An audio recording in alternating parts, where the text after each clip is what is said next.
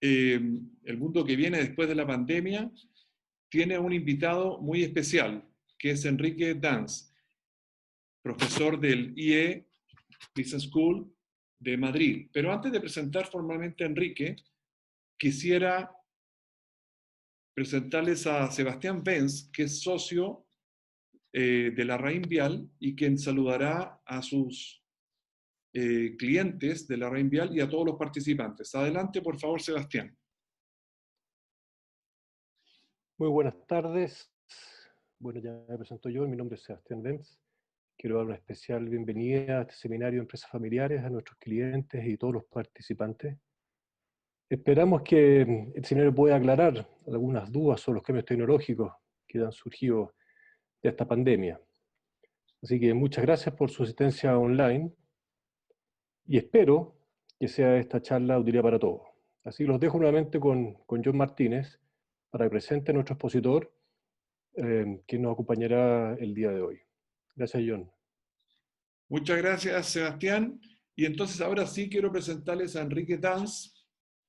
Enrique es profesor de innovación en IE Business School, una de las principales escuelas de negocios de Europa y del mundo.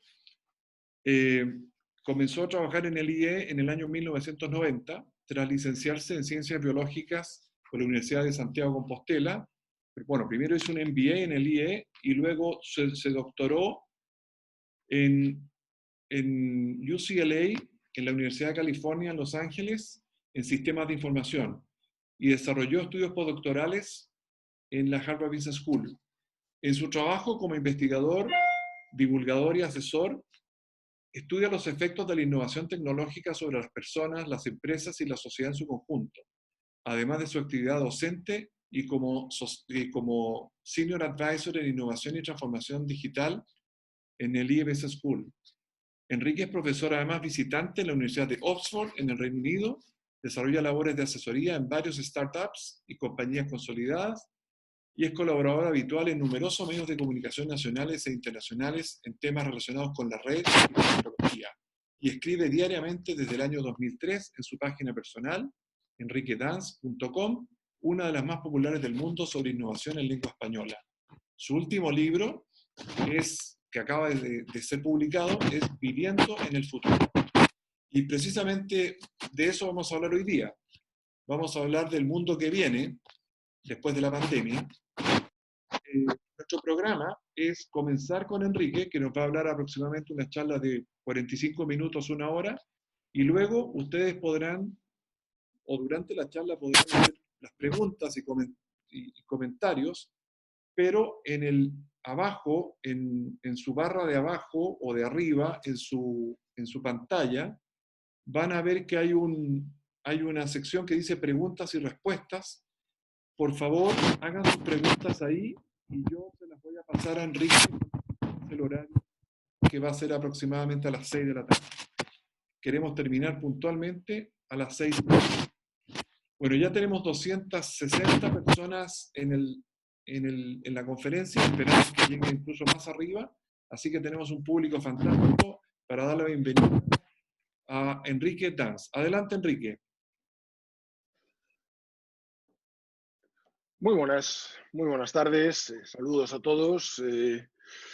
La verdad es que me hace muchísima ilusión la invitación porque cualquier cosa que venga de John me hace mucha ilusión. John fue mi profesor aquí en el IE en Madrid hace unos cuantos años, vamos a dejarlo ahí, vamos a no desvelar el año, pero hace unos cuantos añitos, y además había sido de los mejores profesores. Me impartió un curso lectivo fantástico, había sido de los mejores profesores en aquella convocatoria, y la verdad es que le tengo un cariño bárbaro, y hacía mucho que no hablábamos, con lo cual la verdad es que me ha encantado, porque es la oportunidad de volver a hablar con él, ¿no? Entre otras cosas. Pero además me ha ofrecido este lujo de dirigirme a todos ustedes con la idea de comentaros un poco qué es lo que creo que está pasando, ¿no? Con una primera precaución. Nadie sabe nada de esto. gracias a la presentación de John por hacerme quedar como un auténtico experto, porque sonaba todo muy bien, pero aquí no hay expertos. Esto nadie sabe nada. Ninguno de nosotros hemos vivido una gran epidemia. La última, cuando fue la última, no estábamos vivos ninguno. Carecemos de experiencia y realmente esto lo que son las reflexiones de un profesor que intenta leer mucho sobre estos temas e intenta estar preparado sobre pues, las implicaciones de la pandemia para cómo la tecnología está cambiando nuestra vida, cómo está modificando pues eso, la mayor parte de las esferas de nuestra vida y cómo la pandemia pues, ha acelerado este proceso, ¿no? ¿Qué ha ocurrido con eso, ¿no? Con ese bicho, que ni siquiera es un bicho, ¿no? Ese coronavirus, ya sabéis que los virus podemos discutir incluso si están vivos o no están vivos, ¿no? Porque carecen de la capacidad de replicarse, ¿no? De hecho, me está poniendo nervioso, que lo tengo aquí muy pegado, no voy a respirar durante un rato, no vaya a ser, ¿no? Esto es algo, pues, desde luego no para hacer bromas sobre ello, es algo importantísimo, muy grave, que nos ha llevado a todos pues, a estar pendientes, enormemente pendientes de todas esas cifras. Estas son cifras de ayer. Como veis, estamos próximos a llegar a los 9,5 millones, los 10 millones de casos en todo el mundo.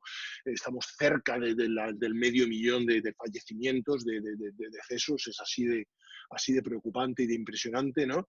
Con esas cifras que podemos ver ahí, en las que, pues eso, mi país, España, pues está ahí muy arriba porque sufrimos un embate muy fuerte como país turístico que recibe muchos visitantes de muchos sitios, ¿no?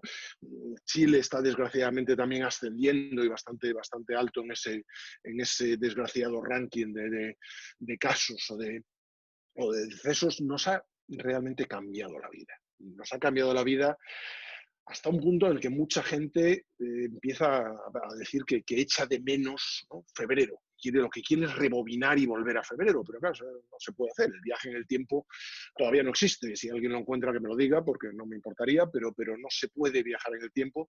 Y ya discutiremos dentro de un rato qué es eso de volver a la normalidad, si es que se vuelve a la normalidad o si realmente lo estamos pensando adecuadamente cuando decimos que queremos volver a la normalidad, ¿no? Entonces, ¿qué es lo que nos ha llevado, a dónde nos ha llevado esta pandemia y esta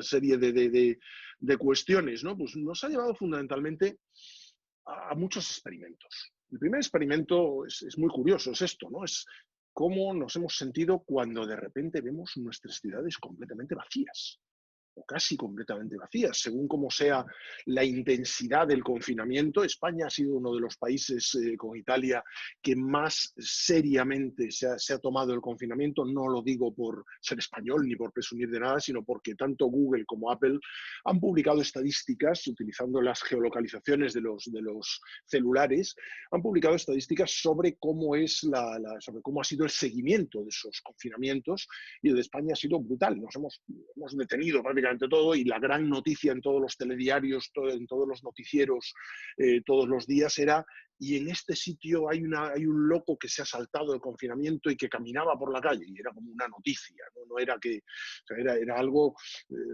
rarísimo, ¿no? Muy poca gente realmente. Hemos hecho esto, hemos cerrado el mundo. Cerrar el mundo es algo brutal. O sea, casi 3.000 millones de personas en distintos momentos y en distintos países han prácticamente detenido su actividad. Esto es de locos, esto no nos había pasado jamás. Y si lo pensamos, no es una gran medida, es la misma medida de protección que adoptábamos prácticamente en la Edad Media, cuando la peste negra, ¿no? O sea, el confinamiento es una medida muy primitiva, pero era prácticamente, en la situación en la que estábamos, era prácticamente la única manera de intentar detener un poco el avance de las infecciones, el avance de la pandemia, ¿no? Entonces, habría que empezar a pensar, ahora que hemos tenido la oportunidad de ver, por ejemplo, nuestras ciudades, ¿no? Cuando cesa la actividad, y qué ocurre cuando al cabo de unas semanas de inactividad, de repente nos damos cuenta de que las ciudades tienen un aspecto obviamente raro, tenebroso incluso, de tan vacías que están, pero por otro lado están enormemente limpias, se respira bien.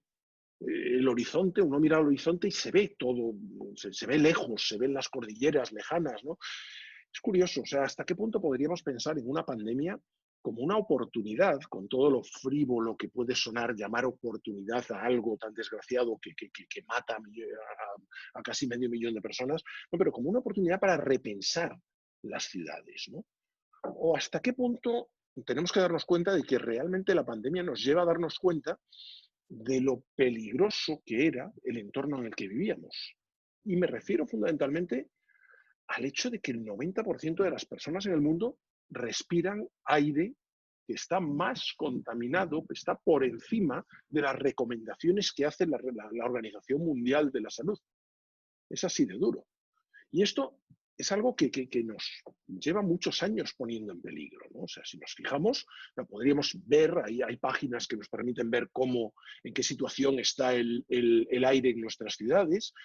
Esto es algo que si nos fijamos, pues lo normal es que en un año cualquiera, pues según datos del año pasado, de 2019, provoque la muerte prematura de nada menos que 7,5 millones de personas. 7,5 millones de personas mueren prematuramente por enfermedades respiratorias derivado del exceso de contaminación, del exceso de polución que respiran. O sea, volvamos atrás en la presentación un momento. Una pandemia como esta, enormemente importante, brutal, gravísima, que nos cambia la vida a todos, es responsable por el momento de la muerte de casi medio millón de personas. Y sin embargo, resulta que algo que no es una pandemia, la vida normal en una ciudad, nos lleva a 7,5 millones, muchísimo más, de muertes prematuras. Es curioso, ¿no? Habría que pensar en algo así, habría que pensar las lecciones que podemos aprender, que podemos derivar de una pandemia como esta, y la primera de ellas es, oye, qué curioso, ¿no? Podríamos realmente reaccionar y limpiar el aire. Lo que ocurre es que lo tendríamos que hacer a un precio tan demencial como el confinarnos y dejar de mantener actividad económica, que lógicamente no es algo que podamos hacer, ¿no? Fijaros qué curioso, al principio de la pandemia, aquí tenéis imágenes de satélite de la zona, una de las zonas más contaminadas del mundo, precisamente donde empezó la pandemia. La zona de Wuhan y la zona norte de China es una de las más contaminadas del mundo. Y mucha gente dijo, cuando se publicaron estas imágenes, mira qué bien, un efecto positivo de la pandemia es que ha limpiado el ambiente. Hemos pasado de una situación en la que veis, pues está todo lleno de óxidos de nitrógeno y de CO2, y hemos pasado a un momento en el que pocas semanas después todo estaba limpio, ¿no? Sin embargo, es curioso, ¿no? Si seguimos esa progresión, aquí tenéis la progresión un poco más a medio plazo, ¿no? El primer mapa es el de antes de la declaración de la pandemia, el segundo mapa es el confinamiento, el momento más duro del confinamiento. Ahí se empieza a abrir el confinamiento, y ahí ya el confinamiento ha desaparecido y están en Wuhan haciendo vida normal, ¿no? Es la última, la que tenéis aquí abajo, ¿no? Como veis, prácticamente no difieren demasiado, no difiere demasiado la última imagen, ¿no? De la primera. Realmente esto se pierde, se recupera los niveles de contaminación muy rápido, ¿no? Entonces deberíamos plantearnos cómo podríamos hacer un ejercicio de blue sky thinking, ¿no? Un ejercicio de pensamiento desde cero, de olvidar todos los condicionantes y plantearnos cómo podríamos, ¿no? Este es uno de mis artículos recientes de Forbes, cómo podríamos repensar la actividad en las ciudades para evitar algo que nos está ocurriendo, que es que las ciudades envenenen sistemáticamente a sus habitantes, ¿no? Entonces, claro, curiosamente, podemos decir que, hombre, pues que sí, que el coronavirus nos enseña que es posible responder de manera muy rápida a una emergencia y que efectivamente podríamos atacar un problema tan importante como la emergencia climática de una manera muy rápida. Lo podríamos atajar muy rápido, pero claro, lo podríamos atajar a un precio absolutamente absurdo, que sería detener toda la actividad económica del mundo, algo que no podemos permitirnos, obviamente, ¿no? Entonces, ¿qué ocurre aquí? Pues lo que ocurre aquí, ¿no? Es que realmente hay mucha gente, ¿no? Si lo pensáis, que nunca se va a plantear tratar la emergencia climática con la misma emergencia con el mismo nivel de urgencia que hemos tratado el coronavirus. Esto es más ni menos que el síndrome de la rana, el famoso síndrome de la rana que se comenta muy a menudo, ¿no? Tú pones a una rana en una olla de agua templada, la pones ahí, la rana feliz, ¿no? Y si empiezas a calentar el agua, supuestamente nadie, yo no he hecho el experimento científico, pero la rana va notando gradualmente que el agua se calienta y acabas con una rana cocida, ¿no? Realmente, mientras que si intentases poner a la rana en una olla de agua hirviendo, pues lógicamente saltaría y se intentaría ir. Somos la rana en la olla, ¿no? Entonces, lo curioso es pensar que de todo esto que está ocurriendo, ¿no? Pues realmente nos han llevado a pensar que no es un problema. O sea, la industria de los combustibles fósiles nos ha llevado a pensar y nos ha convencido a través de los medios de que esto del calentamiento global y de la emergencia climática es algo que podemos debatir.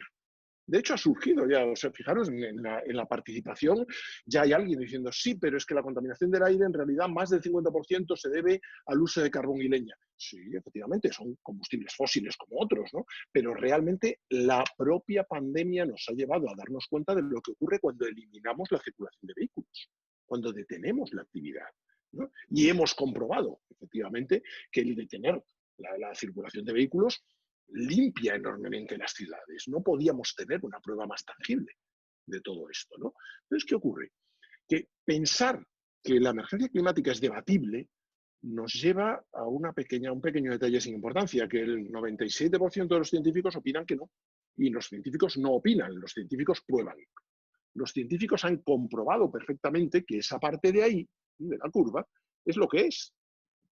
Es calentamiento de la Tierra derivado de la acción del hombre.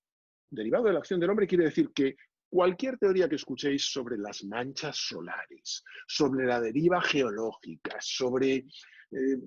son absurdas. Es sencillamente el intento de hacer esto, ¿no? De hacer el avestruz.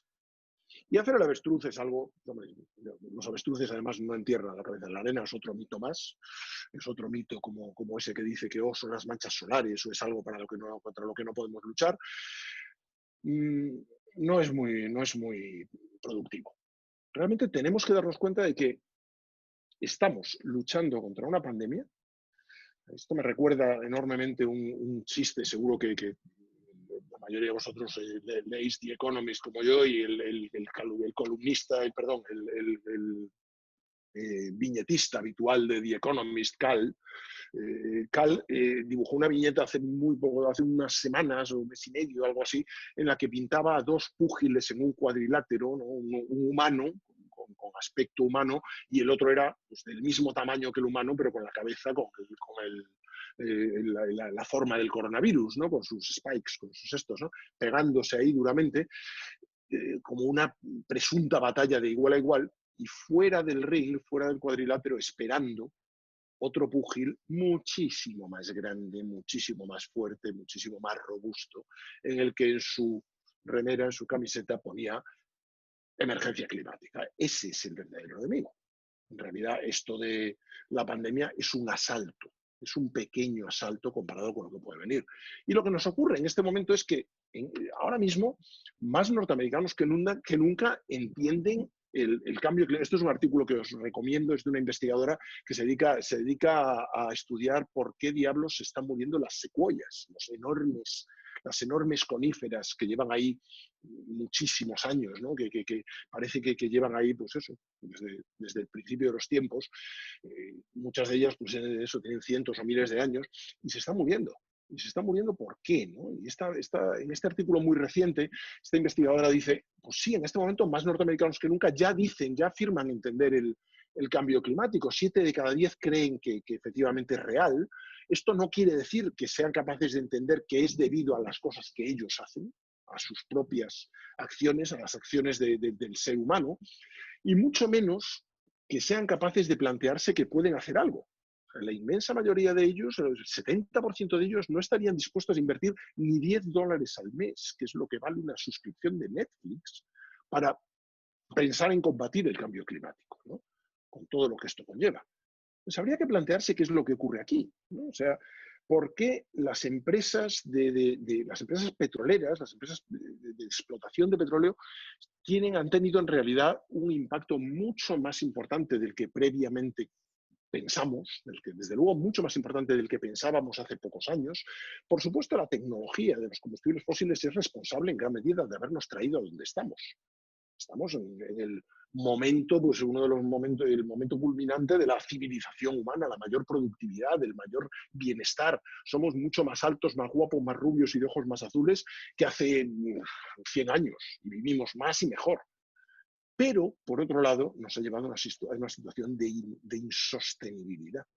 Y tenemos que plantearnos qué es lo que ocurre cuando además vemos que los dos fenómenos, la pandemia, el coronavirus y la contaminación, están vinculados.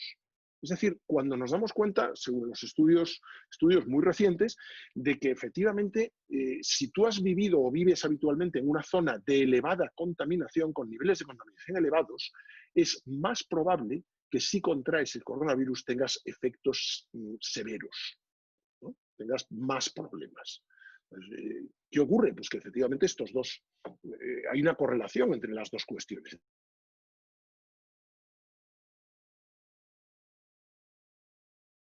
Ocurre por una maldita casualidad ni por alguien que se ha comido un murciélago. Esto ocurre porque los seres humanos estamos incrementando la presión sobre los ecosistemas. Estamos conviviendo con especies con las que no debíamos convivir. Estamos criando determinadas especies en ambientes completamente malsanos, o estamos interaccionando con ecosistemas que no estaban pensados para que interaccionásemos tan de cerca con ellos, ¿no? Entonces habría que pensar qué es lo que está ocurriendo aquí, o hasta qué punto podemos plantearnos si la industria del petróleo, la industria de los combustibles fósiles, pues tiene algo ¿no?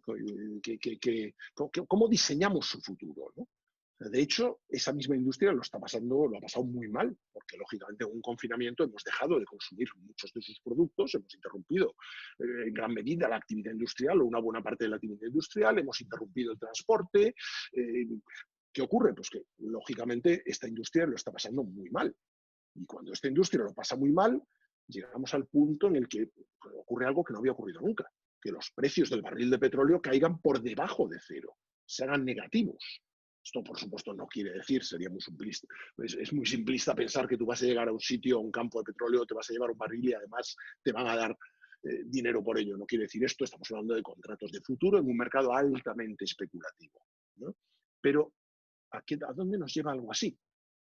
¿A dónde nos lleva una cosa como esta, ¿no? Primero, a un análisis muy interesante. En realidad, la industria del petróleo es rentable gracias al hecho de que la subvencionamos, hasta el límite.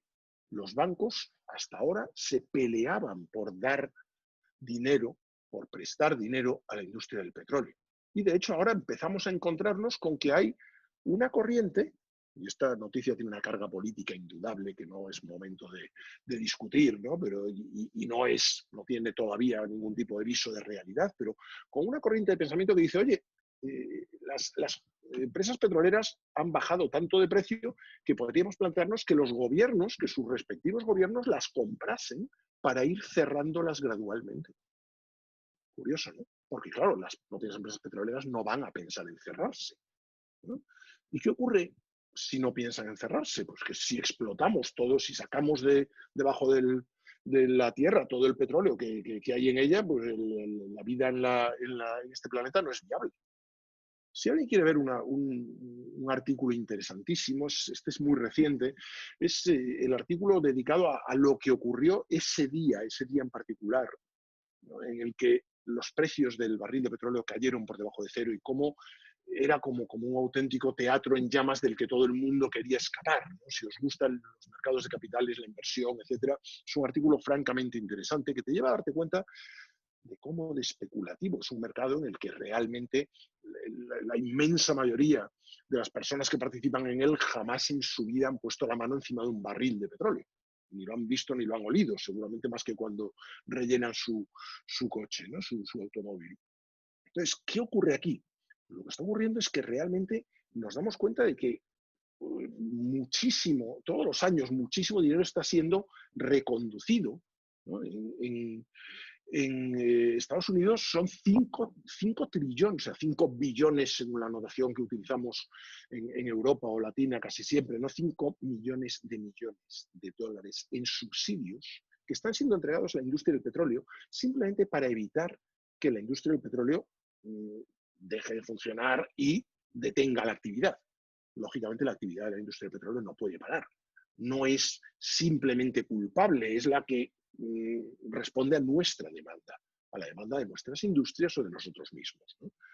Sin embargo, lo que sí vamos a ver como tendencia es una cosa como esta. Cada vez más compañías intentando recapturar el dióxido de carbono y intentando fijar ese dióxido de carbono, por ejemplo, en el subsuelo. Las propias industrias petroleras están fijando el dióxido de carbono en las rocas, en los mantos de roca porosa, en donde explotan, en donde extraen el petróleo, o pues, utilizándolo como combustible, mediante una serie de procesos que permiten obtener energía a partir del anhídrido carbónico, ¿no? del dióxido de carbono. Entonces, este es un artículo interesantísimo. A mí, bueno, me pareció interesantísimo sobre todo porque además acababa de dar un in-company a Saudi Aramco, un in-company que tenemos en marcha con ellos, y lógicamente yo en este tipo de posturas soy bastante outspoken, ¿no? O sea, lo escribo en mis columnas, en mi página, en Forbes, etcétera, y la verdad es que los participantes en el in-company lo vieron como una oportunidad muy buena para discutir esto, ¿no? Y fue una discusión enormemente constructiva, y muchos de ellos me señalaron este artículo, escrito precisamente por el CTO, por el Chief Technology Officer de Saudi Aramco, en el que hace hincapié en dos cosas. Primero, Saudi Aramco es la compañía con costes de explotación más baratos de todo el mundo. Nadie extrae y refina petróleo tan barato como Saudi Aramco. Seguramente sería la que permanecería en una hipotética carrera en la que se van eliminando compañías de petróleo, pero una diferencia abismal. Hay pocos mercados en los que haya diferencias de costes de producción como los 10 y pocos euros que tiene, 10 y pocos dólares que tiene de coste de extracción de un barril de petróleo Saudi Aramco frente a los 55 que tiene una petrolífera, una empresa petrolera británica, por ejemplo, ¿no? Y ellos, además de estar invirtiendo enormemente en recaptura de dióxido de carbono, están invirtiendo en otra cuestión, en energía solar, que es algo que, por otro lado, si lo pensáis, en Arabia Saudí tampoco les falta, ¿no? Tienen la curiosa suerte de tener pues, mucho petróleo por un lado, pero una enorme insolación por el otro, ¿no? Entonces, es curioso. Yo creo que la primera reflexión que tenemos que hacer de una pandemia como esta, de cara a futuro, es esto, es pensar en ese tubo de escape. Y pensar en ese tubo de escape, no ahora cuando os lo digo yo, pensadlo cuando efectivamente se convierta, cada vez que piséis el acelerador, cada vez que nos demos cuenta de que nuestra propia actividad nos está llevando a esto, nos está llevando a un problema que puede acabar siendo, pues eso, va a acabar siendo, si no hacemos nada para evitarlo, mayor que la propia pandemia y que además está correlacionado con ella. Entonces, pensemos eso, pensemos cómo podemos darnos cuenta de que el coronavirus ha sido la oportunidad para darnos cuenta de cómo de tóxica es la cultura del automóvil. La cultura del automóvil es enormemente tóxica. Dependemos del automóvil para muchísimas cosas, para casi todo, ¿no? Y en efecto, detener nuestra actividad nos ha llevado a ver cómo de repente los cielos estaban limpios, se veía el horizonte, se veían las montañas y respirábamos mejor, ¿no? Curiosamente, los únicos que están haciendo algo contra esto son los más jóvenes, los niños, los adolescentes, los Fridays for Future, los que dejan de ir a clase algunos viernes y se manifiestan y piden, ¿no? Y piden a los adultos que hagan algo, ¿no? Digamos que son la última generación, o sea, saben perfectamente que son la última generación que puede hacer algo con respecto a la emergencia climática. La generación que venga detrás de ellos, sus hijos, ya da igual lo que hagan. Los ciclos de retroalimentación habrán entrado en funcionamiento, las tundras estarán liberando, las taigas, las tundras, los polos estarán, las zonas subpolares estarán liberando metano y dióxido de carbono y no podremos detener ese proceso. Por lo tanto, la primera llamada de atención que os invitaría a hacer es pensar en la que fue portada de la revista Time este pasado año y empezar a pensar que penséis lo que penséis de Greta, esperemos que surjan más Gretas y más Gretos por el mundo que nos lleven a concienciarnos de esto, porque el verdadero problema ni siquiera es el coronavirus, el verdadero problema es la emergencia climática, ¿no? Siguiendo por aquí, vamos a ver más cambios. Más cambios que nos ha llevado a darnos cuenta la emergencia climática. Mira, si me pongo así, parezco la portada de la revista Time. Puedo quedar quieto, hacerme una foto y hasta aparecería. En fin, tonterías. A lo que íbamos, más cuestiones en las que de las que nos hemos podido dar cuenta. Comercio electrónico. Curioso, ¿verdad?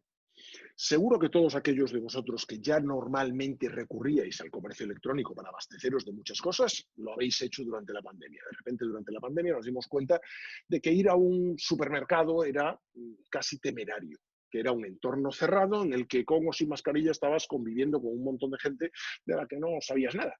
Y mucha gente empezó a evitar el supermercado, ¿no? Y empezó a pedirlo casi todo. En España la categoría de alimentación no era la más popular en absoluto para comercio electrónico y de repente saltó por los aires, todos los récords, ¿no? El principal centro comercial de cadena de centros comerciales de España, el Corte Inglés, de la noche a la mañana empezó a dedicar un montón de empleados a rellenar pedidos, a ir con carritos y rellenar pedidos. Y veías un montón de gente trajeada, porque habitualmente no hacían ese trabajo y iban a trabajar de traje como iban habitualmente, y rellenando pedidos para los que compraban online, ¿no? Mucha gente que no compraba online se ha dado cuenta de la propuesta de valor de online. Y por lo tanto vamos a vivir, seguro, uno de los grandes cambios que vamos a ver es un gran crecimiento del comercio a través de la red, del comercio electrónico, del comercio online. Con una cuestión, y es que también esto ha generado grandes ganadores, ¿no? La noche a la mañana hemos visto a un Amazon ganando algo así como $10.000 por segundo. Algo impresionante, ¿no? ¿Por qué? Pues porque la pandemia ha tocado a Amazon en todos sus puntos positivos. Y muchas compañías se han dado cuenta de que vender online no era tan sencillo. Que si quieres lanzar de repente tu propia página para vender online, para hacer comercio electrónico, tienes que entrar en una carrera complejísima de posicionamiento, de SEO, de SEM, de marketing, de cómo hacerte ver en medio de un mare magnum de compañías intentando vender en todo el mundo, competidores que te surgen que no son de tu país, que son de otro país que seguramente los conocías, pero no competían en el mismo mercado que tú. En muchos casos lo que estamos viendo es que lo que ven más fácil las compañías es operar a través de marketplaces, vender a través de Amazon, vender a través de Alibaba, vender a través de JD.com en los distintos países en los que operan de manera mayoritaria, ¿no? Es un poco aprovechar su curva de experiencia y darnos cuenta de que también es difícil eso, de que tampoco es tan sencillo, de que tiene sus mecanismos, de que la propia Amazon o la propia Alibaba tienen sus políticas de SEO y de visibilidad y de publicidad, y que es como tal un entorno bastante complejo, pero en el que sin duda vamos a tener que acelerar, porque el empuje que le ha dado la pandemia al comercio electrónico es equivalente al que habría sido de manera normal, al que habríamos experimentado prácticamente en 10 años, en cuanto a cómo la pendiente de la curva ha acelerado. También hemos visto otro fenómeno curioso. Work from home, el trabajo desde casa. Y el trabajo desde casa es un fenómeno curioso, digo, porque lo hemos hecho de una manera, pues, lógicamente, no premeditada. De un día para otro, las autoridades nos han dicho: a confinaros todos a casa y haced lo que podáis. ¿Qué hemos hecho? Pues efectivamente, lo que hemos podido. Nos hemos llevado algunos han llevado sus computadoras de su trabajo, otros ya tenían laptops, otros han empezado a buscar en su casa en qué rincón podían ponerse, sentarse y enchufar la laptop o la computadora, otros, pues eso, yo estoy dando esta conferencia desde el saloncito que tengo al lado de la cocina y no por capricho, no es donde tengo mi despacho en mi casa, estoy aquí porque el router está aquí y prefiero enchufarme directamente al router con un cable y no en lugar de utilizar la Wi-Fi, que la Wi-Fi me quitaría bastante de los 600 megas simétricos de conexión que tengo cuando estoy conectado por cable, lógicamente, ¿no? Entonces, esta es una imagen, como veis, muy idílica, qué bonito, ahí al lado de la ventana, con luz natural. La laptop, si os fijáis, no está ni enchufada, ¿no? Con lo cual no te daría para demasiado tiempo de trabajo, ¿no? La imagen real se parece mucho más a esto, ¿no?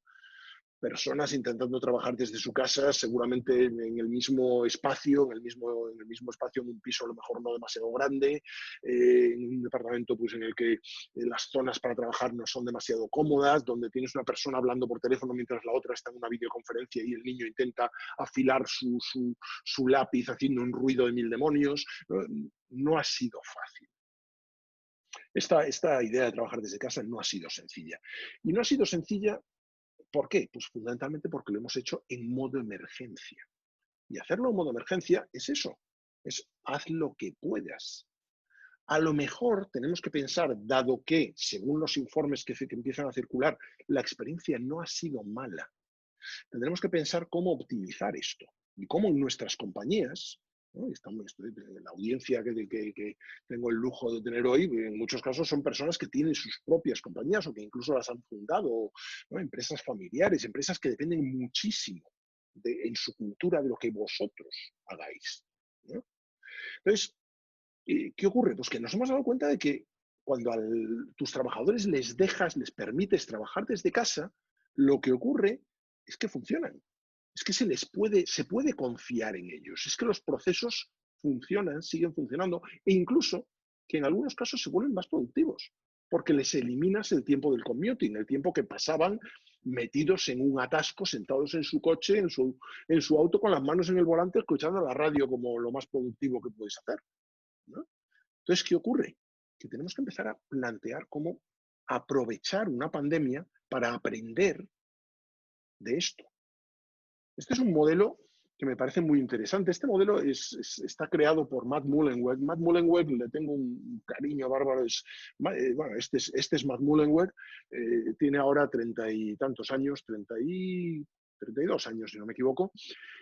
Pero Matt Mullenweg en realidad, pues, bueno, es el creador de Automattic, Matt con 2 T's, como su nombre. Y Automattic, si no suena, es la empresa creadora de WordPress, que WordPress es el software que está detrás del 32% de las páginas de Internet. Así de sencillo. Ese angelito que tengo detrás ha creado el software con un montón de colaboradores, porque es software de código abierto, ha creado el software que powers, ¿no? Un tercio de Internet, ¿no? Aquí tenéis a Matt Mullenweg cuando yo lo conocí. Cuando yo lo conocí, yo estaba mucho más gordo, tenía el pelo mucho más negro y de esto esto fue, que si no me equivoco, en 2010. Y él tenía 20 pocos años, también estaba más gordo. Entonces le tengo bastante cariño porque le he seguido muchísimo, me tocó entrevistarlo en aquel momento. Uno ya es, como veis, perro viejo, ¿no? Su modelo es muy interesante porque su modelo parte de esa parte amarilla, esa base de la pirámide, en la cual lo que veis es las empresas que simplemente no pueden plantearse el trabajo desde casa, el teletrabajo. No pueden porque están vinculadas a activos muy especializados, a grandes cadenas de montaje, a labores que requieren la presencia en un punto determinado, en un sitio determinado, y por lo tanto ni se lo plantean, ¿no? Tienen interacción con el público en directo, por ejemplo, ¿no?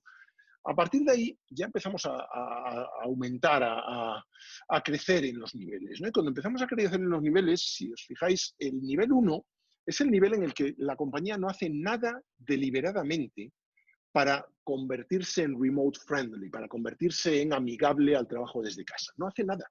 Simplemente empieza a permitirlo o no necesariamente lo permite, pero algunos trabajadores se lo toman como libertad y reciben miradas que van desde la tolerancia, si es un activo, si esa persona es muy importante o muy valiosa para la compañía, hasta una mirada censora que le hace a esa persona rápidamente descartar la idea, ¿no? El nivel 2 ya es cuando lo haces, cuando lo tienes que hacer. El nivel 2 es en el que estamos. Lo tienes que hacer porque te han obligado a hacerlo. Te ha obligado una pandemia, porque te ha obligado a las autoridades, porque no te queda otra, ¿no? ¿Y qué hacemos? Trasladar nuestra actividad a un, digamos, estatus en el que lo que planteamos es intentar hacer lo mismo que hacíamos, pero delante de una pantalla. ¿No? Hacer lo mismo que hacíamos delante de una pantalla es, seguramente, y os habéis dado cuenta ya, que muchos días estabais más ocupados, atareados y cansados que un día normal de trabajo en la oficina, porque es agotador. Hacerlo todo síncrono es efectivamente, este cuadro es el cuadro lo ha hecho Matt Mullenweg. Os escribo su nombre.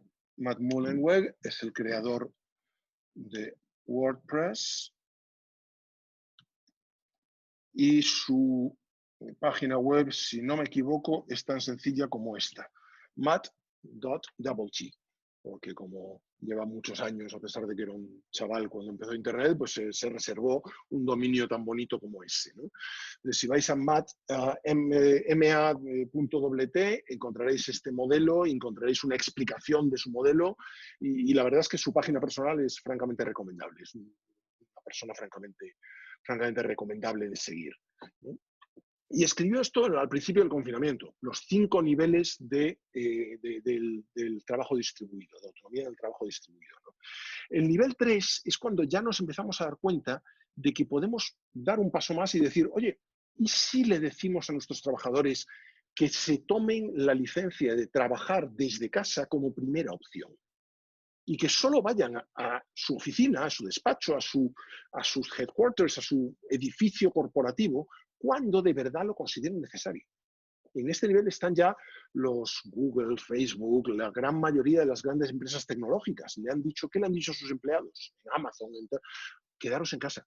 Es inseguro venir, trabajad desde casa hasta nuevo aviso y ya veremos.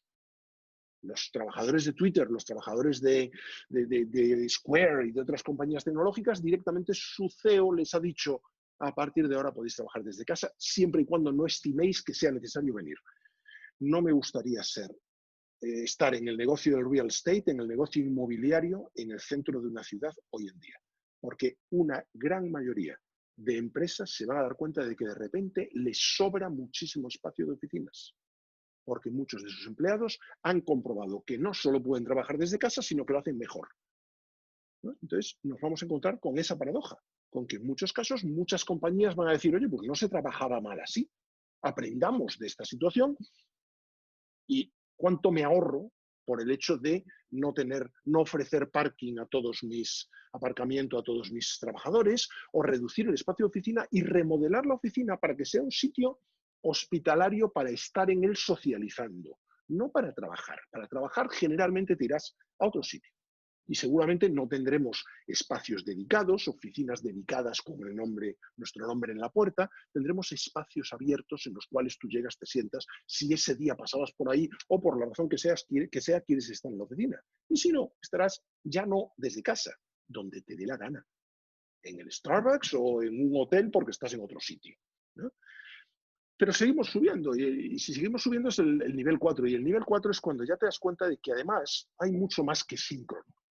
La sincronía no es siempre eficiente. La sincronía está bien para un meeting, pero muchos meetings, muchas reuniones se sustituyen, y probadlo si no lo habéis probado ya, con un simple documento compartido, un Google Doc, un spreadsheet, una planilla, una hoja de cálculo compartida en la que tú ves el cursor de tu director de ventas moviéndose, yendo a la columna de ventas y rellenándola, mientras otra persona en el departamento financiero hace las fórmulas y otra persona en el departamento de marketing introduce las cifras de presupuesto en marketing, ¿no?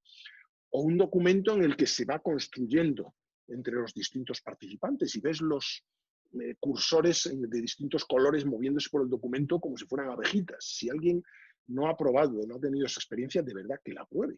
Es enormemente productivo. Y el último nivel es el nirvana. Cuando ya te das cuenta de que efectivamente trabajando en remoto puedes trabajar mucho más eficiente que cualquier otra compañía dedicada a ese menester, ¿no?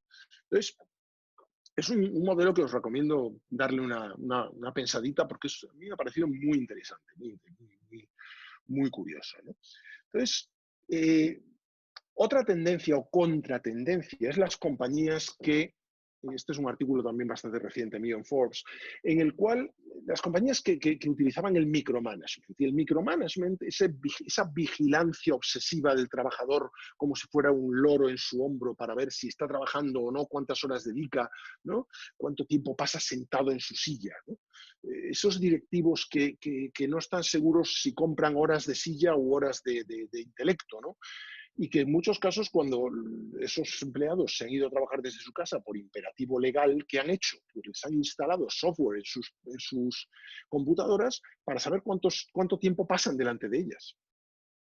Y esto, lógicamente, elimina la principal propuesta de valor del trabajo desde casa, que es el que tú mismo te puedas administrar. Nos vamos a encontrar con fenómenos curiosos. En España ahora mismo el gobierno intenta legislar el teletrabajo.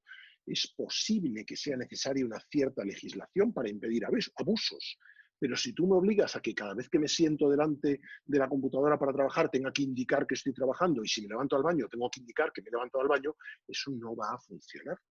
Lo que funciona es la confianza, la creación de un clima de confianza que permita al empleado sentirse suficientemente empoderado como para tomar decisiones y decir, hoy me voy a levantar más tarde, voy a trabajar más por la noche y como estoy preparando la boda de mi hija, como es mi caso, pues me voy a dedicar 2 horas o 3 durante el mediodía porque me voy a ir a comer para probar el menú.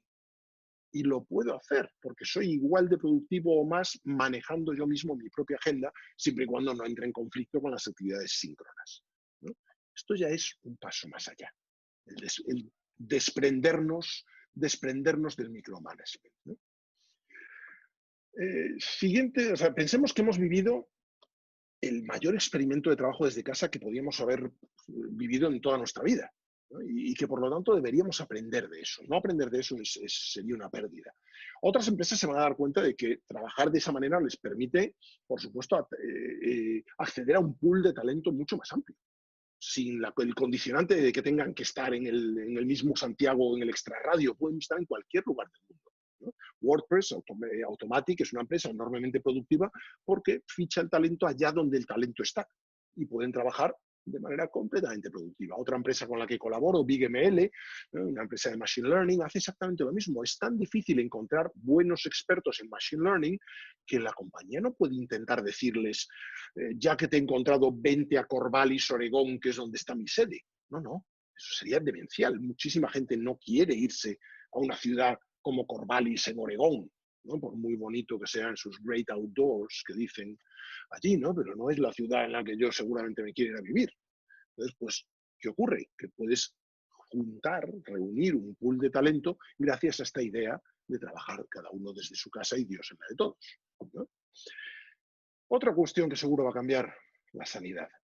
La sanidad es algo sobre lo que también escribo muchísimo porque me ha tocado además vivirlo en primera persona. Mi cardiólogo está conectado, me hago un electrocardiograma desde que hace 2 años empecé a tener arritmias, me operé, etcétera. Me hago un electrocardiograma todos los días por la mañana y si mi cardiólogo detecta algún tipo de problema con mi electrocardiograma es él quien me llama a mí, ¿no? Pero esto, claro, es algo que puedes vivir si efectivamente eres muy amigo de tu cardiólogo y tienes mucha confianza con él, ¿no? Yo tenía muy buena relación no solo con mi cardiólogo, sino con la Sociedad Española de Cardiología, para la que he hecho diversas cuestiones, prólogos de libros, etcétera, ¿no? Pero claro, lo que tengo yo es algo que debería tener el común de los mortales. ¿Qué habría pasado en Wuhan si hubiésemos tenido, gracias a los wearables, etcétera, la información de la saturación de oxígeno en sangre y la temperatura de las personas? Habríamos podido detectar el brote mucho antes de que se convirtiese en pandemia. Nos dirigimos hacia una sociedad en la que estaremos monitorizados y compartiendo algo tan personal como nuestros datos de salud de manera constante, porque eso ayudará a la investigación médica, por un lado, y a que nosotros nos sintamos mejor, ¿no? Y a que ahorremos costes gracias a la detección temprana de la mayor parte de las enfermedades. Pero para esto hace falta redefinir el contrato social. Hoy en día no sería posible. Yo no me siento cómodo compartiendo mis datos de salud. ¿Por qué? Pues porque me da auténtico miedo, porque la impresión que me da es que van a ser utilizados para, no solo para saber si estoy malo o no estoy malo, sino para venderme cosas, para subirme el precio de mi seguro de salud. Habrá que regular con mucho cuidado qué permisos tiene quién para acceder a qué y de qué manera, qué cosas se pueden o no se pueden hacer con ello. Pero avanzamos hacia una sociedad en la que en casa tendremos dispositivos para hacernos desde tomarnos la presión arterial hasta el peso, el porcentaje de grasa, el nivel de ejercicio, un análisis de orina y 15 cosas más, ¿no? Simplemente desde casa. Y la visita a un médico será cuando el propio sistema de salud nos diga: ven a verme porque un algoritmo ha detectado en función de tus parámetros, de los parámetros que nos generan tus wearables, tus analíticas constantes, etcétera, nos han dicho, un algoritmo, que deberíamos examinarte, ¿no? Vamos a cambiar completamente el carácter del acto médico.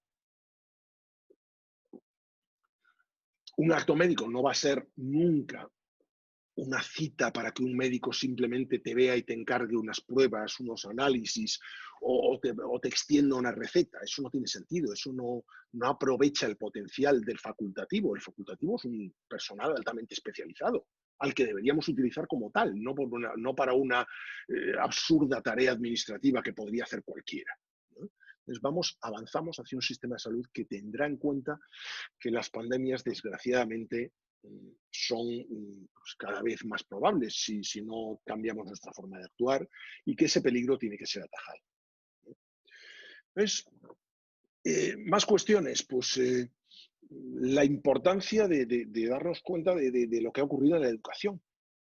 La educación, la cual varios de los que estamos hoy aquí, mi gran amigo John o yo mismo, pues trabajamos en una universidad y nos hemos dado cuenta de lo que ha ocurrido cuando también, de manera emergencia, en modo emergencia, hemos tenido que trasladar todas las clases a la red, ¿no? Yo estoy en una compañía que, gracias a Dios, en una institución que, gracias a Dios, estaba muy preparada para ello, porque llevamos dando clases online desde el año 2000. Pero todos sabemos lo que ha ocurrido en muchos colegios, en muchas escuelas primarias. Esto ha sido muy difícil. ¿Qué va a ocurrir en el futuro? El futuro seguramente tiene mucho que ver con blended education o enseñanza líquida, ¿no?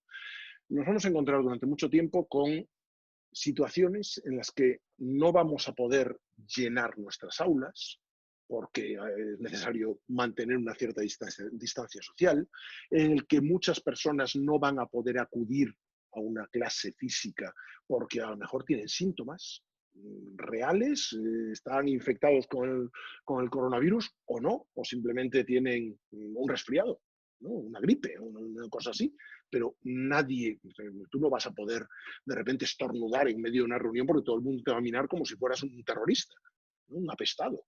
Entonces, nos vamos a tener que autoexcluir o autoconfinar en una gran cantidad de ocasiones, desgraciadamente. Y eso quiere decir que tenemos que ofrecer en la enseñanza la posibilidad de que una persona esté en su casa, pero realmente sea una forma líquida de estar en tu casa que en realidad no difiere demasiado en tu interacción, en tu modelo de interacción, con respecto a si estuvieras en la propia clase, en el propio aula física, ¿no?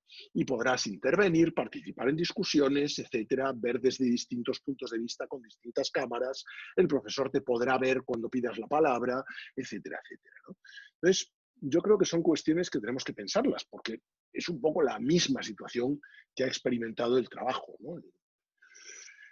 Y ahora permitidme que pase a cuestiones un poco más, si queréis, trascendentes. ¿Hacia dónde vamos? ¿O hacia dónde va el tejido económico? ¿Hacia dónde van las grandes teorías económicas, ¿no? Tenéis un premio Nobel de Economía, Milton Friedman. Y Milton Friedman, claro, estoy dando hoy pues una conferencia a personas que mayoritariamente estáis en un país en el que seguramente poco os puedo contar de Milton Friedman. Sois el país más creyente en Milton Friedman como profeta y en la escuela de Chicago. Sois el país de los Chicago Boys. Entonces, ¿qué ocurre? Que Milton Friedman pues, se hizo especialmente conocido como profeta de la escuela de Chicago por decir una cuestión muy particular. ¿Qué tiene que hacer una compañía?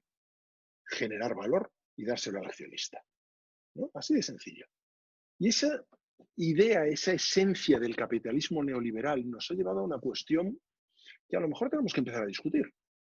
Porque, claro, el bueno de Friedman decía, oye, dale el dinero a los accionistas porque los accionistas se lo van a gastar, a reinvertir, a volver a inyectar en el mercado, y el mercado ya hace su magia.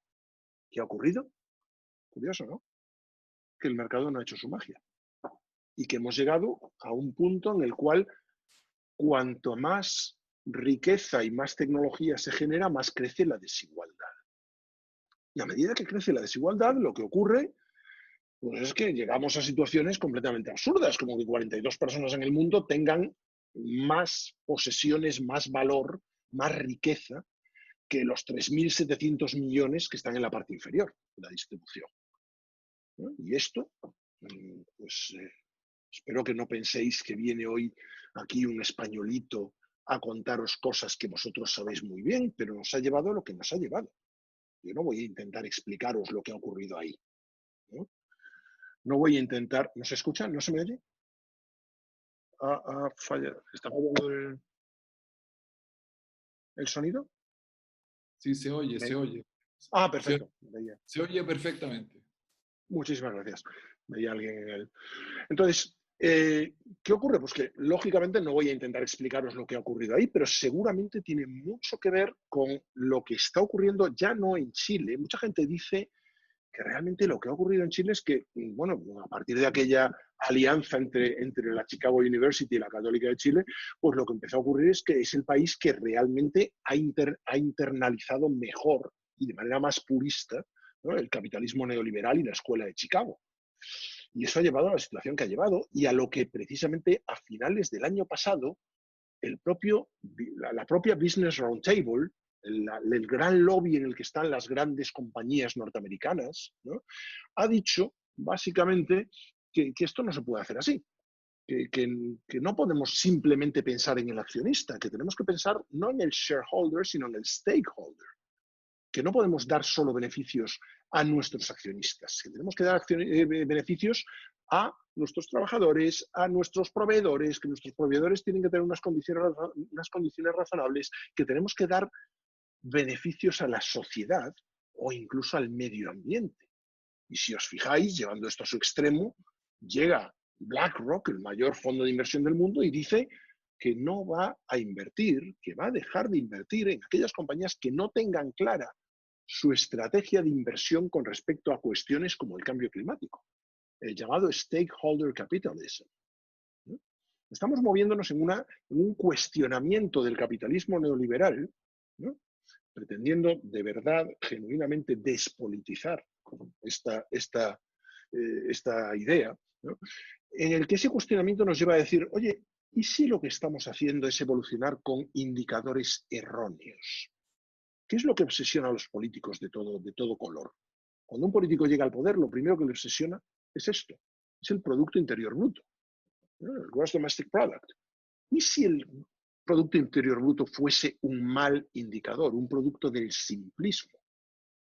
¿Y si, porque esto lo dijo, en realidad lo dijo Robert Kennedy hace muchos años, el Producto Interior Bruto mide todo lo que realmente no es importante, todo lo que no mide aquello que hace la vida digna de ser vivida, ¿no? A lo mejor lo que tendríamos que pensar es, oye, ¿y si en vez de ese indicador único empezamos a utilizar los indicadores que nos hemos propuesto, ¿no?, como estos? Indicadores que provienen de un consenso mundial en Naciones Unidas, los Objetivos de Desarrollo Sostenible, los ODS, y empezamos a calcular cómo cada compañía o cada uno de nosotros contribuye a esos Objetivos de Desarrollo Sostenible, porque están ahí por algo. Están ahí porque un montón de gente ha pensado que efectivamente teníamos que hacerlos prioritarios, ¿no? Entonces, a lo mejor lo que tenemos que pensar es que otra variable que también obsesiona a los políticos, ¿no?, la creación de puestos de trabajo. El político está obsesionado por el Producto Interior Bruto y por la creación de puestos de trabajo. Si alguno de los dos va mal, el político tiene un mal día, ¿no?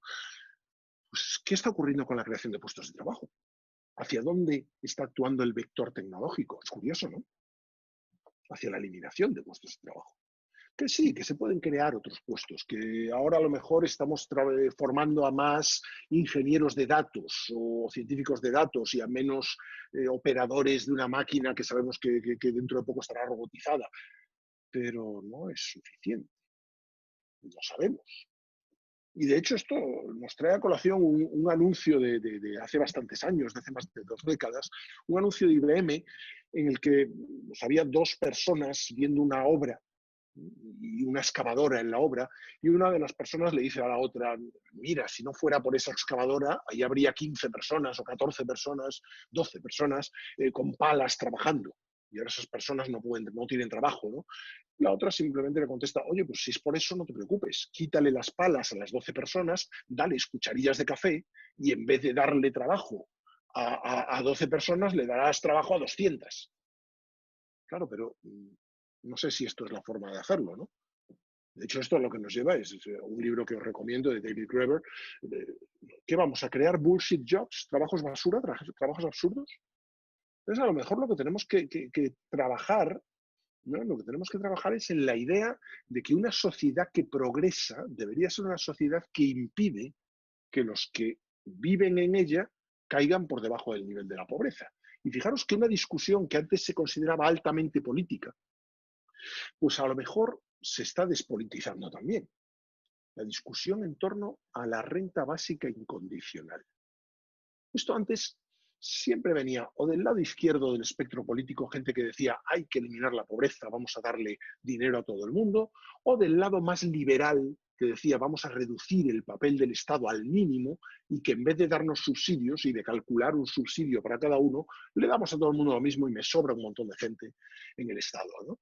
Entonces, ¿a dónde nos lleva esto?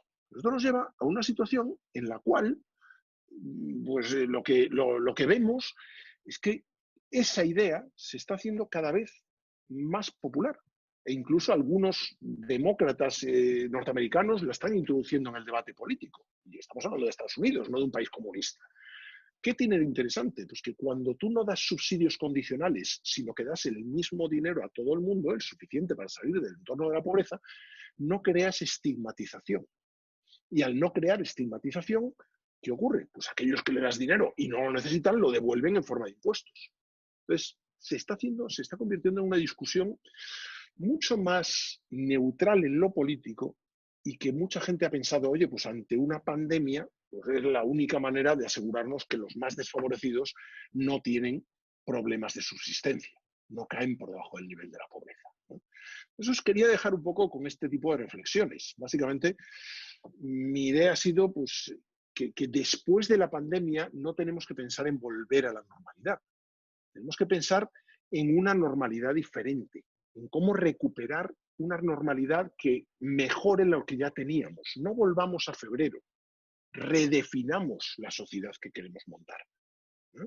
Esto implica no solo que aprendamos de la pandemia, sino en muchos casos algo más difícil que aprender, que se llama desaprender. Y es mucho más duro, mucho más complejo. Nos cuesta mucho más, ¿no? Si empezamos a pensar en desaprender, a lo mejor esa Blue Sky Strategy nos podría llevar a cuestiones que pueden ser muy interesantes, ¿no? Esto es un poquito lo que con lo que os quería dejar hoy. Si os veis listos para esto, fantástico, a por ello, darle vueltas. Muchas de estas cosas las he escrito en mi último libro, en Viviendo en el Futuro, y hay gente que me dice que un poco muchas de las cosas que escribí en este libro, pues como que se han adelantado 10 años con la pandemia, lo cual me lleva a pensar muchas cosas, ¿no? Y a partir de aquí lo que queráis, vuestras preguntas, de mil amores, encantadísimo de que sigamos hablando del tema. Cualquiera de mis redes sociales o de mis canales sociales podemos continuar la conversación. Tomatazos, por supuesto, también perfectamente, en este caso son virtuales, pero cualquier cosa que sintáis que estiméis oportuna y, por supuesto, la presentación, si queréis utilizarla, la tenéis ahí, se puede descargar desde ahí. Muchísimas gracias por vuestra atención y a partir de aquí entramos en turno de preguntas. Muy bien, excelente. ¿Me escuchas? ¿Sí? Muy bien. Muchas gracias, Enrique. Ha sido una presentación súper interesante, novedosa para nosotros. Mucho más allá de la tecnología, es como los temas que probablemente vienen ahora cuando ya dejemos de solo preocuparnos de la pandemia, que los tiene demasiado preocupados y con razón. Pero acá tengo algunas preguntas que nos podrían hacer reflexionar también sobre otras cosas que has estado hablando.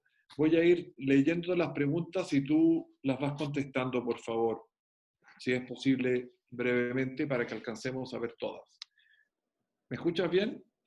La primera pregunta es, ¿cómo una empresa promedio, a un costo razonable, puede acelerar el proceso de tecnologización? ¿Y cuál sería el plazo razonable para quedar al día y competitivo al nuevo escenario? Muy buena pregunta.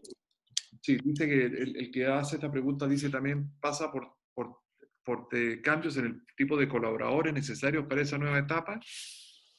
Bueno, esa es la pregunta. Muy buena pregunta. La cuestión sobre todo es entender que esto, la tecnología lo que ha hecho realmente es hacerse cada vez más sencilla, cada vez más accesible, cada vez más fácil de usar. Lo que ha hecho la tecnología es disminuir las barreras de entrada. Cuando hace una década queríamos cambiar de repente el sistema de gestión de nuestra compañía, cambiábamos de ERP, por ejemplo, o de CRM, etcétera, había que montar cursos, había que dar actividades de formación a todos nuestros trabajadores. Hoy en día nos damos cuenta de que la mayor parte de la tecnología funciona como las apps. Una app funciona, la descargas, la instalas y te pones a utilizarla, ¿no? Entonces, dado que la tecnología ha disminuido muchísimo sus barreras de entrada, tenemos que darnos cuenta de que el verdadero driver no es tecnológico. El verdadero driver es cultural. El verdadero driver es ese desaprendizaje del que hemos hablado, ¿no? Tiene mucho más que ver con darnos cuenta, por ejemplo, de que una persona puede ser perfectamente productiva pues desde su casa y que lo único que tenemos que hacer es discutir con esa persona o con sus legítimos representantes, si se trata de una empresa con sindicalización, etcétera, qué parte de los costes en los que esa persona incurre debe cubrir la compañía y qué parte cubre la propia persona, ¿no? Entonces, no es una discusión tan tecnológica. La tecnología realmente está ahí.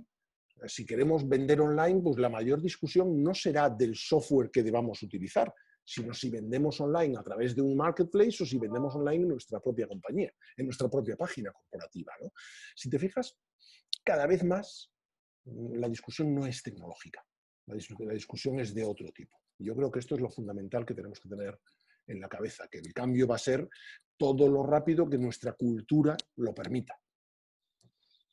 Muy bien. Vamos a la siguiente pregunta, Enrique.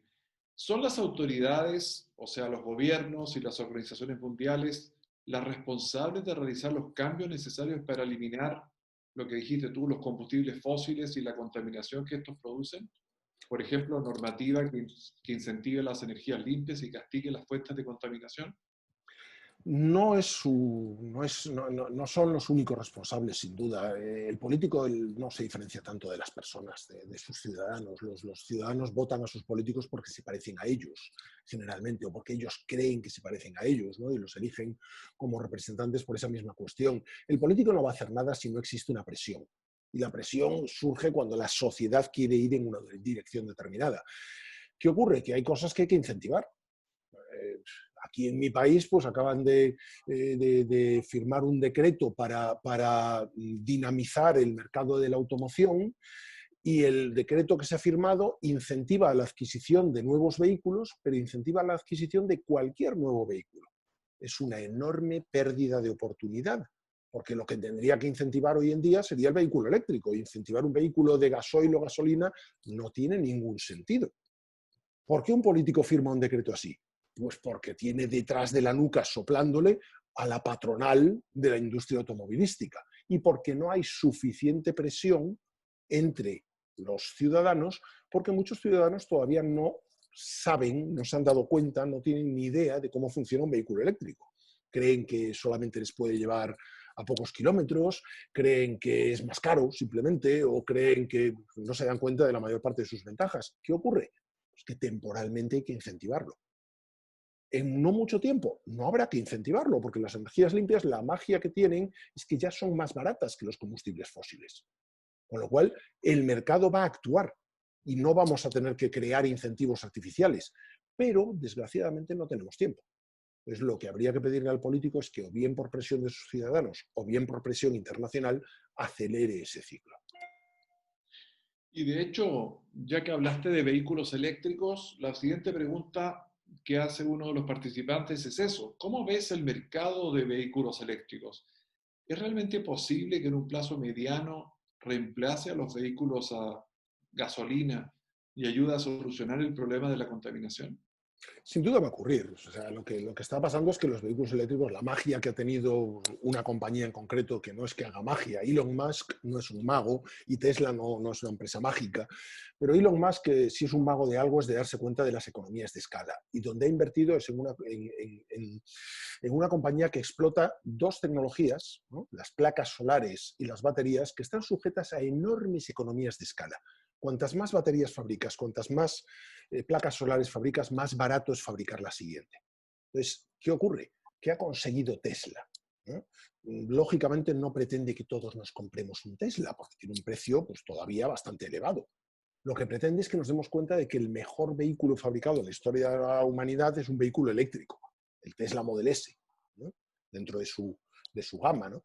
Que sea deseable, que sea divertido, que conducir un Tesla sea más divertido que conducir un Porsche, porque acelera mejor y acelera más rápido. Entonces, ¿qué ocurre? Que pasa de ser el vehículo eléctrico funcional que me compro porque no tengo que rellenar el depósito, etcétera, pasa a ser un objeto de deseo. Hoy en día Tesla está entre 5 y 8 años por delante de cualquier otra empresa de automoción en su tecnología. No lo digo porque yo tenga uno, lo digo porque efectivamente las propias compañías que intentan hacer despieces de sus vehículos se dan cuenta de que no es una empresa de automoción, es una empresa de software, es una empresa de hardware, es una empresa que se comporta como una tecnológica, no como una empresa de automoción, ¿no? Pero ha hecho que se den cuenta todo el resto de las compañías de que o se meten en esto o tienen un verdadero problema. Alemania, seguramente uno de los países con mayor porcentaje de locos de la gasolina, de locos del motor, ¿no? Ya ha hecho obligatorio que todas las gasolineras tengan punto de recarga, y punto de recarga rápido además. Entonces, ¿qué estamos viendo? Pues que esto va a ocurrir de manera natural y que lo único que tenemos que hacer en este momento es pensar en acelerarlo. Esto nos lleva a otro tipo de mercado de automoción. El automóvil del futuro no es simplemente eléctrico. El automóvil del futuro no es, el mundo del futuro no todos vamos a tener un automóvil. La gran mayoría de la gente, de hecho, no va a tener un automóvil. Porque tener un automóvil es seguramente de las inversiones más absurdas que hemos hecho en nuestra vida. Un automóvil realmente es algo que en cuanto lo adquieres se deprecia mucho. Que durante su vida útil tienes que mantenerlo, pagar el seguro, pagar impuestos, rellenarlo de combustible, pagar aparcamiento. ¿Para utilizarlo cuánto tiempo? La mayor parte de la gente usa su automóvil un 3% del tiempo. El 97% del tiempo su automóvil está parado, detenido, en una acera, en su garaje, en su cochera, pero no lo está usando. Entonces, el automóvil del futuro realmente no es solo eléctrico, es además compartido y además autónomo. Una tecnología que ya está funcionando en Arizona y en California, ya no es simplemente una tecnología en pruebas. Ya funciona, depende simplemente de cuántos emprendedores se dediquen a hacer la microcartografía de Santiago para poder desplegar una flota de vehículos autónomos en Santiago. Sería simplemente obtener esa microcartografía, que sí cuesta dinero, pero no es un dinero ilimitado. Entonces estamos ya en ese entorno. ¿En qué momento nos vamos a dar cuenta de que un vehículo eléctrico es realmente más barato que uno de combustión? Cuando hagamos las matemáticas y veamos que prácticamente no tiene mantenimiento, que la electricidad es muchísimo más barata que el combustible y que además nos dirigimos hacia un escenario en el que la electricidad además ya no será simplemente más barata, es que será tan barata que no compensará medirla. La energía solar convertirá la electricidad en tan barata que se convertirá en una tarifa plana. Y en ese momento todo lo que se pueda hacer eléctrico se convertirá en eléctrico, incluyendo cosas tan demenciales como unos altos hornos para obtener metal o, pues no sé, una fábrica de cemento. También se convertirán en eléctricas, ¿no? Entonces, el futuro no tan lejano es ese. Pensemos cómo entra ahí cómo nos diseñamos nuestra actividad en ese escenario. Excelente. Otra pregunta, Enrique, es pasando a otra industria. Dice, ¿qué crees que pasará con la industria del turismo, hoteles de destino, como consecuencia del posible temor de los viajeros de emprender viajes, donde se interactúa con miles de desconocidos y en lugares donde se desconoce la calidad de los servicios de salud y los problemas de abastecimiento en caso de aislamiento obligatorio dictado por la autoridad?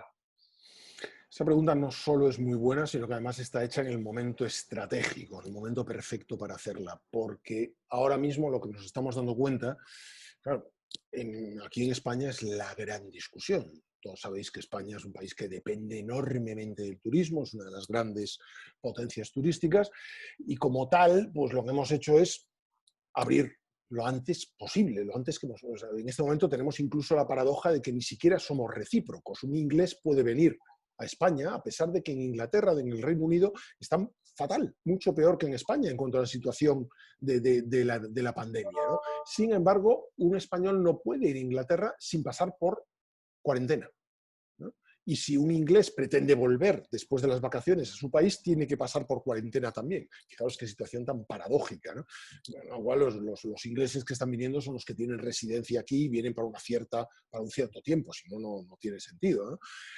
¿Qué va a ocurrir? Pues muchos de los epidemiólogos en España están convencidos de que vamos a vivir rebrotes y que cuando empecemos a vivir rebrotes asociados al turismo, pues porque una persona ha entrado por un aeropuerto o se ha ido a un hotel, etcétera, esto va a tener que cambiar y vamos a tener que tomar más precauciones de las que estamos tomando en este momento. Por otro lado, también vamos a favor del tiempo en cuanto a dos cuestiones.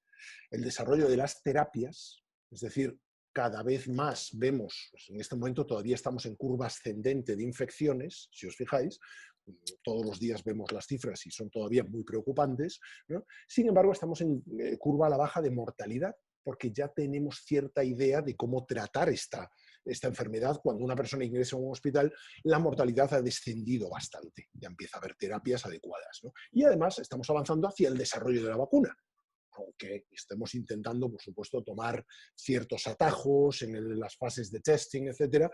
Entonces, ¿qué ocurre? Esos dos factores se combinan hacia un escenario en el que durante cierto tiempo el turismo va a ser muy complejo. Las aerolíneas, por ejemplo, han conseguido que nos creamos que podemos viajar en un avión completamente lleno, sin espacios entre butacas, entre asientos, porque supuestamente hay unos microfiltros de partículas en el aire acondicionado que renuevan el aire cada muy poco tiempo. Perfecto, pero si tú te sientas al lado de una persona infectada, incluso llevando mascarilla, tienes una elevada probabilidad de ser contagiado. Y lo que estamos es aceptando una serie de axiomas porque nos los queremos creer. Porque la alternativa a no creérselo es dejar de ingresar un montón de dinero que mueve el turismo en todo el mundo. Entonces yo creo que en este momento lo que hay que hacer es generar tranquilidad de todas las maneras posibles. Generar tranquilidad implica que cuando un visitante llegue a tu hotel, que cuando una persona viaje con tu compañía, se dé cuenta de que las condiciones de su viaje han cambiado. Que note que efectivamente hay muchos cambios con respecto a cómo el servicio se prestaba antes de la pandemia. Y eso le tranquilice. Que se dé cuenta no solo de que tiene que llevar una mascarilla, sino de muchas cosas más, ¿no? Efectivamente, en algún momento tendremos una vacuna. Pero incluso con una vacuna, pues una vacuna ya sabéis lo que es. Hay que administrársela a personas que están sanas. Y eso es muy delicado, ¿no? Administrarle algo a una persona que está sana, pues no solo es tener la vacuna, es tener un tiempo suficiente para demostrar que los efectos secundarios pues, son aceptables, ¿no? Entonces yo creo que el turismo acabará llevándonos a volver a disfrutar de una actividad, pero durante un cierto tiempo que no va a ser corto, me temo, tendremos que pues, promocionar un tipo de turismo que genere seguridad a la gente. genere seguridad al usuario. Gracias, Enrique. Otra pregunta que tenemos es, ¿por qué los mercados mundiales reaccionan tan fuertemente a la baja si la pandemia ha mejorado el clima, ha mejorado el trabajo, nos ha enseñado una mejor vida? Bueno, porque realmente a lo que reaccionan los mercados es un descenso brutal de la productividad, un descenso brutal de la actividad. Entonces, claro, automáticamente tú lo que tienes que tener en cuenta es que toda la productividad de la gran mayoría de los países ha caído a niveles bajísimos. La actividad de las compañías ha bajado muchísimo, ¿no? Entonces, pues claro, una compañía que no sea Amazon o que no sea una empresa de comercio electrónico o que no sea una compañía a cuyos servicios de repente recurrimos mucho más, ¿quiénes estaban realmente en el sweet spot, el sitio perfecto? Amazon, Zoom, fijaros, Zoom, una compañía que salió al mercado bursátil en mediados del año pasado y que ahora, ¿por cuánto ha multiplicado su cotización? ¿No? O Microsoft, ¿no? Pero salvo esas compañías, pues la gran mayoría de las compañías han bajado, descendido su actividad enormemente y eso conlleva una pérdida de valor, por supuesto. Imaginaos que sois accionistas del Airbnb. ¿Dónde está hoy en día Airbnb? Todavía no sabe si se va a poder recuperar de esta, ¿no? Entonces, yo creo que los mercados han reaccionado a eso, pero si os fijáis, curiosamente, la mayor parte de los fondos de inversión ya llevan un cierto tiempo, una cierta semana cotizando al alza, ¿no? Con lo cual, pues hombre, en cierto sentido, pues nos da una esperanza, ¿no? Muy bien. Otra pregunta que tenemos es, siempre se ha hablado de la importancia de la cultura dentro de una empresa. ¿Cómo se manifiesta y promueve esto en un ambiente de colaboración remota?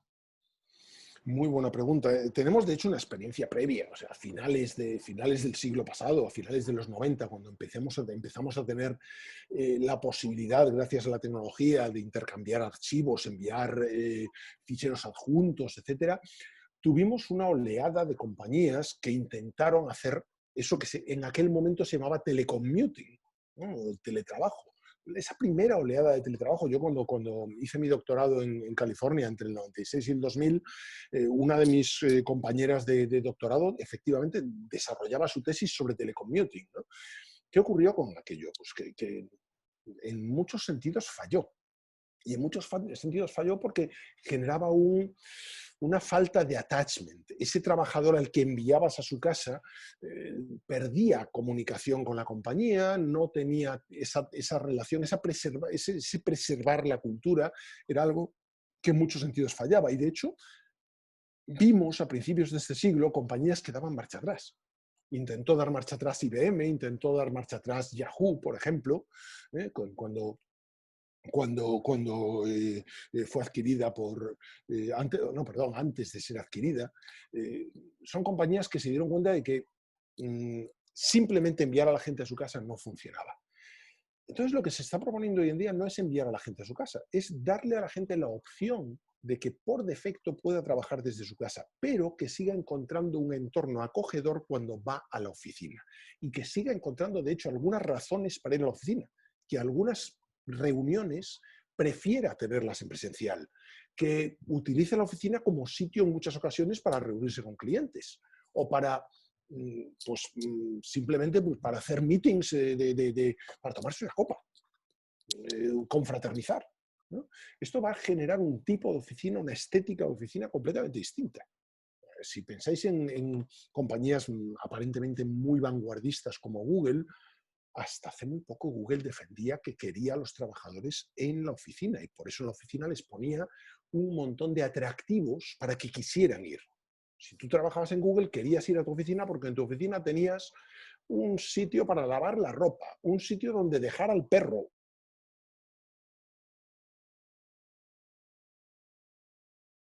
Y por supuesto, un comedor fantástico con un cocinero buenísimo. ¿Qué es esto? El intento de que el trabajador que no necesita ir a trabajar allí porque puede trabajar desde cualquier sitio, el trabajador de Google, quisiera ir allí, ¿no? Entonces es posible que las oficinas las construyamos de manera que sean atractivas, pero también demos la posibilidad a ese trabajador de trabajar desde donde buenamente le sea más cómodo. De esa manera se intenta un intermedio que permite la preservación de la cultura, más interacción, no se pierde la comunicación, pero ofrece más comodidad. Esta es la reinterpretación que se está haciendo en este momento de esta idea del trabajo desde casa. Muy bien, y te voy a hacer las últimas dos preguntas porque ya estamos cerca de la hora de término que habíamos prometido a todos nuestros participantes. Dice una persona, buenas tardes, ¿cómo piensa usted que los gobiernos van a resolver las brechas digitales y evitar la segregación de millones de personas que ni siquiera tienen acceso a la electricidad, menos acceso a una red de Internet? Es la pregunta del millón, sobre todo en determinados países, porque en algunos países esa brecha digital ha disminuido muchísimo. O sea, en muchos países realmente la conectividad ya no es un problema. Hoy en día un celular pues, estaba disminuyendo su precio enormemente, ¿no? Una conexión cableada al hogar, pues en otros países ya es prácticamente una commodity que casi todo el mundo tiene, pero en otros países es realmente un issue, un problema, ¿no? Entonces, lo que estamos viendo es que estamos yendo a favor de la tecnología. La tecnología está haciendo esto cada vez más barato, más disponible, ¿no? El celular efectivamente ha bajado muchísimo su precio y los componentes se hacen cada vez más accesibles, ¿no? De hecho, el gran problema de las tecnológicas hoy en día es cómo acceder, pensando en una compañía como Facebook, por ejemplo, ¿no? que hoy en día llega a más de 2.000 millones de personas. Su gran problema es cómo llevar a la red al próximo billón de personas, ¿no? Y eso es el razonamiento que están haciendo, cómo conectar a toda esa gente, ¿no? Entonces, pues piensa que hay muchos países que están haciendo leapfrogging, que están consiguiendo hacer un poco el salto de la rana. O sea, los últimos 2 grandes acuerdos africanos, de países africanos con Google, ha sido para iluminar con conectividad sus países mediante globos, nada menos. Esto es algo que parecía antes ciencia ficción, pues no, globos que se mueven en distintos niveles de atmósfera y que si bajan van en esta dirección y si suben van en la otra y que se consiguen mantener de manera geoestacionaria encima de un país para darle conectividad a ese país, ¿no? Pues esto antes era impensable. Sin embargo, hoy en día lo tenemos. Puerto Rico durante un cierto tiempo ha estado recibiendo conectividad e iluminando varias zonas del país mediante este tipo de tecnología porque un huracán había destrozado todas las infraestructuras de conectividad del país, ¿no? Entonces, yo creo que estamos jugando a favor de la tecnología, pero por otro lado, cambiando nuestras prioridades.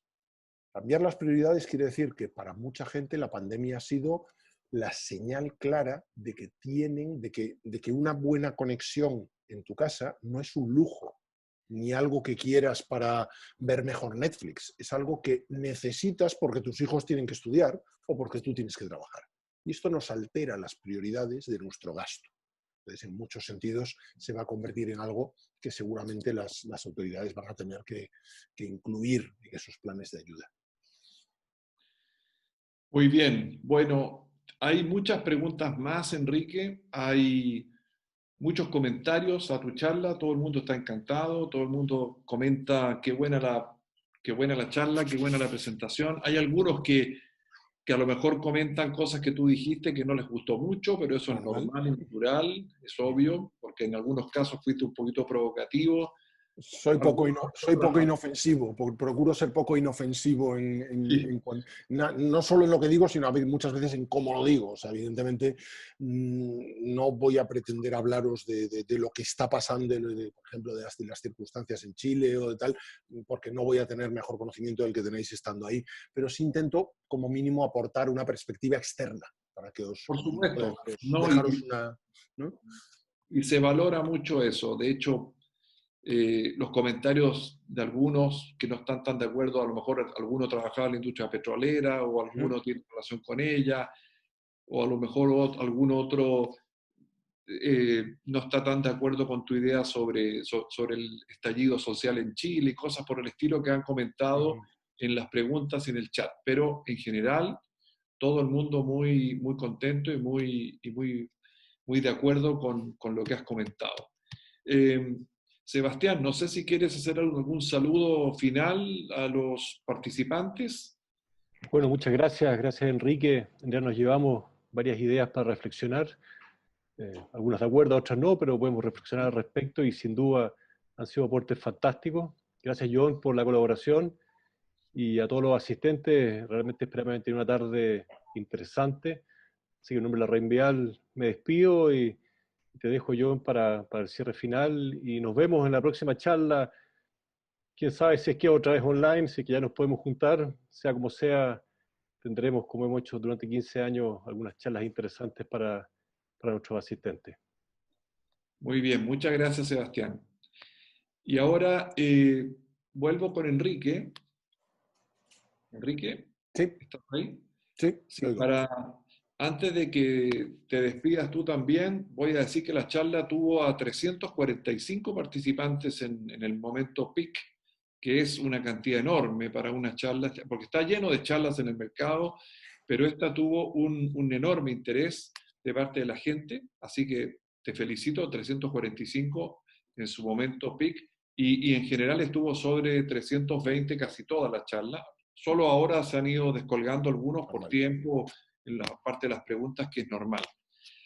A todos, bueno, perdón, antes de dar ese aviso final, tal vez tú te quieras despedir de la gente, Enrique. Agradeceros la atención y agradeceros que os hayáis dejado provocar en algunos temas y que lo hayáis además en algunos casos admitido por supuesto, con la buena educación que todos tenéis y con deportividad, porque efectivamente en mis charlas trato de pinchar un poquito en algunas ideas y soy consciente de ello. Y sobre todo eso, agradeceros el interés. Estoy muerto de ganas de poder haceros una visita. Conozco bastantes países de Latinoamérica, pero nunca he estado en Chile y me apetece muchísimo conocerlo. Y además me han dicho que vale muchísimo la pena como país, pues con un entorno más parecido, europeo y apetecible y desarrollado. Entonces me muero de ganas de que las circunstancias nos permitan me permitan haceros una visita y muchísimas gracias por vuestra atención. Bueno, quedas completamente invitado para una próxima. Bueno, cuando ya se pueda, primero que todo, viajar y segundo, clases presenciales, porque nos encantaría escucharte ya no solo online, sino también realmente. De hecho, la siguiente charla de este ciclo, porque son 2 al año, con el auspicio y apoyo mundial, es a fines de octubre de este año. Ya les informaremos a todos acerca de esta charla. Y por último, dejarlos invitados, los que quieran, que pertenezcan a empresas familiares o tengan relación con familias empresarias. Mañana tenemos una charla muy interesante también a las 5 de la tarde para contarles un poquito de nuestro programa de dirección de empresas familiares que hacemos todos los años y que este año vamos a hacerlo online especialmente. Así que si alguien tiene interés, nos escribe y le enviamos el link en Zoom para que puedan conectar. Bueno, una vez más, muchas gracias, Enrique. Ha sido una fantástica conferencia. Tus provocaciones nos hacen pensar, pero no han sido provocaciones, sino más bien han sido estímulos para desarrollar nuevas ideas. Así que muchas gracias a ti, muchas gracias a la Red Vial por apoyarnos cada año en todas estas actividades y muchas gracias a todos.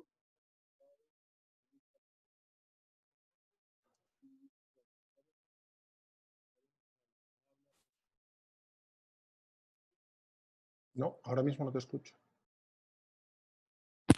Estamos terminando, así que ahora sí, estamos terminando, así que vamos a cerrar acá. Muchas gracias nuevamente y seguimos en contacto.